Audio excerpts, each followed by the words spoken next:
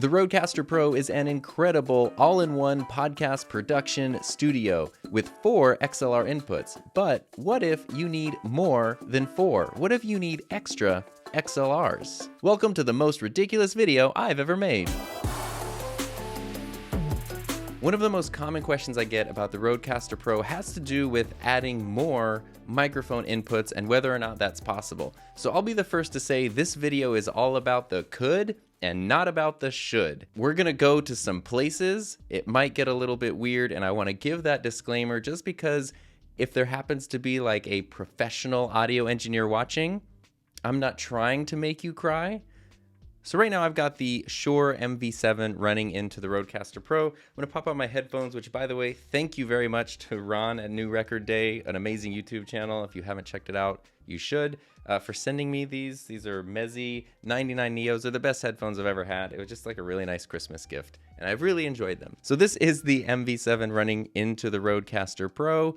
A pretty standard setup, but I've got a few other things connected. I've got a PodMic running through the Rodecaster Pro. I've got the Shure 55 SH Series 2, and I've got the Monoprice StageRight Classic Memphis something or other. It's a pretty cool microphone also running through the Rodecaster. So I've got these 4 mics connected. So while this is the standard 4 XLR input Rodecaster Pro setup, what if for some reason you need more than 4? You might remember a while ago I did a video all about the Focusrite Scarlett, and in that video I talked about how it's kind of neat to have both because they do different things. They do different things. I use my Focusrite mainly for connecting guitars and instruments, and of course the Rodecaster for podcasting and streaming.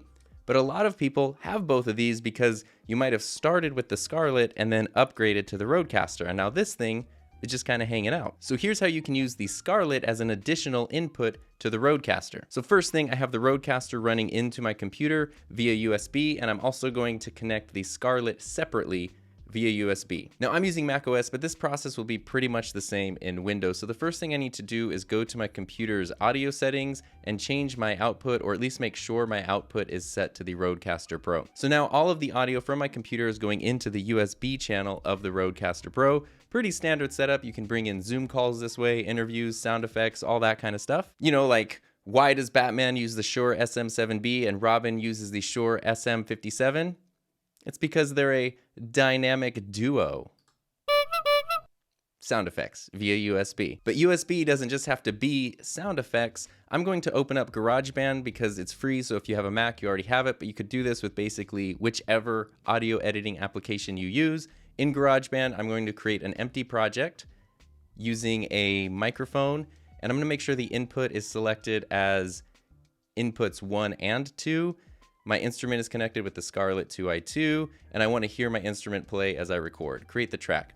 I'm not going to be recording in this track, although you could if you just wanted to isolate the tracks from the Scarlett. And now you can see down here, I have the Scarlett selected, and this little like double linking means that both channels are going to be active. If I click that, then it would be channel 1 and then channels 1 and 2.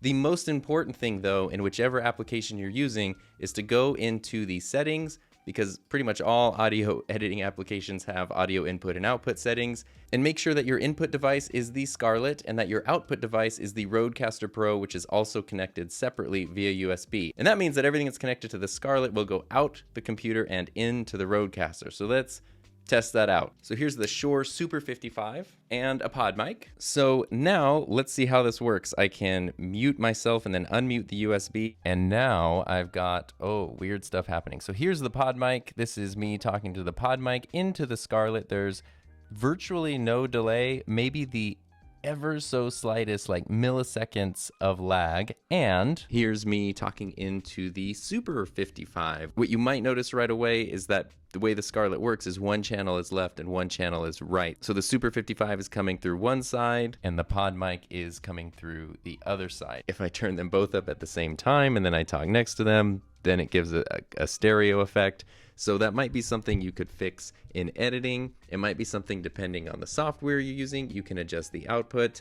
That's kind of a separate can of worms with a whole bunch of variables that I just don't want to get into right now, so we won't. Despite that, we do have 2 XLR microphones coming into the Focusrite and into the Rodecaster. So now I have 6 XLR microphones connected to the Rodecaster Pro. And one other important thing to note is that both of these microphones through the Focusrite are coming through the single USB channel. So all of my mixing and anything that has to do with affecting the USB channel will affect both of these microphones, but there's also the variable of the fact that I can turn the gain up and down over here, and I can even go into my software and do it that way too. So the more things that you add to this setup, the more complicated it becomes, and the more points for trouble, failure, quirks, interference, those start to develop. So let's add a whole bunch more into this mix with this mixer right here. This is the Yamaha Mg10XU. I got this like 10 years ago,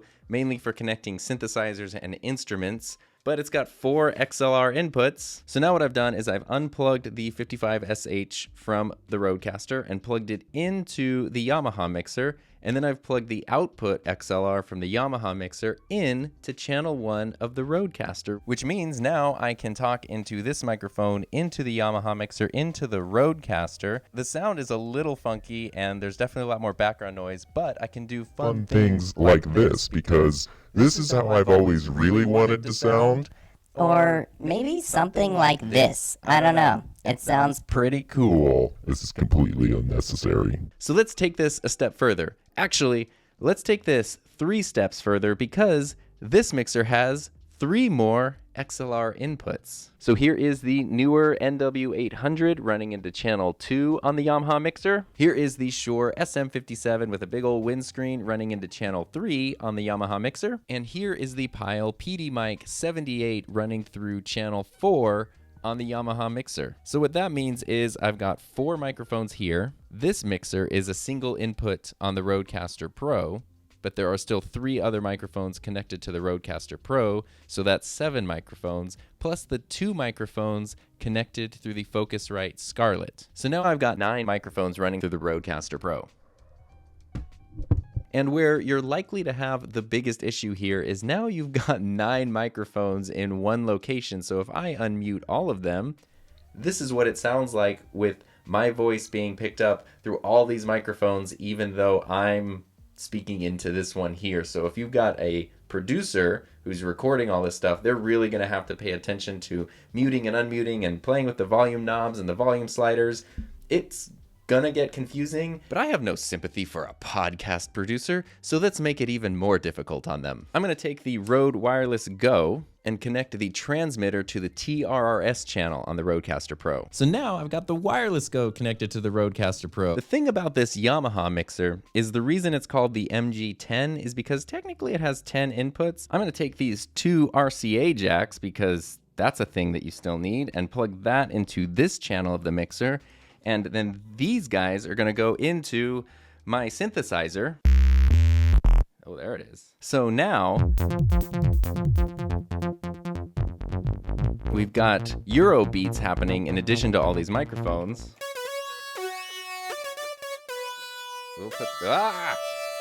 We'll put this here. We need this. So now we've got the 1980s Casio keyboard in the mix.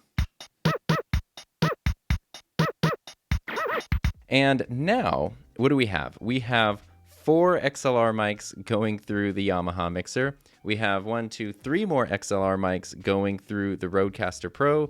We've got 2 XLR mics going through the Focusrite, and we have the Rode Wireless Go connected to the Rodecaster Pro. So that's 10 microphones running into the Rodecaster, plus the synthesizer, plus the Casio keyboard. And welcome to the most ridiculous video I've ever made. So while everything is technically working, if I unmute it all at once, you can start to hear how there are these different, echoes and overlaps and mics phasing in and out and wireless mics getting thrown into the mix and just kind of chaos in general. Was it a bongo? Cool. And there's probably no real reason you would need to do this.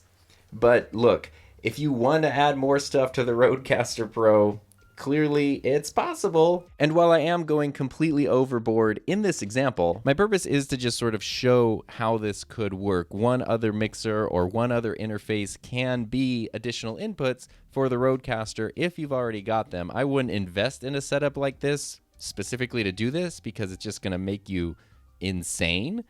But if you've already got an interface or you've already got a mixer and for some reason you just need more inputs, maybe you're miking something like a drum set, I don't know, something where you just need more microphones, you can do it all and run it all directly into the Rodecaster Pro. And then it can end up actually working. And of course, you can extrapolate on this because if this were like a 16-channel mixer, then it would be 16 other inputs into the Rodecaster, or if using like the Focusrite that has 4 inputs or 8 inputs, obviously it's just going to be more and more. But you know what they say, mo inputs, mo in problems.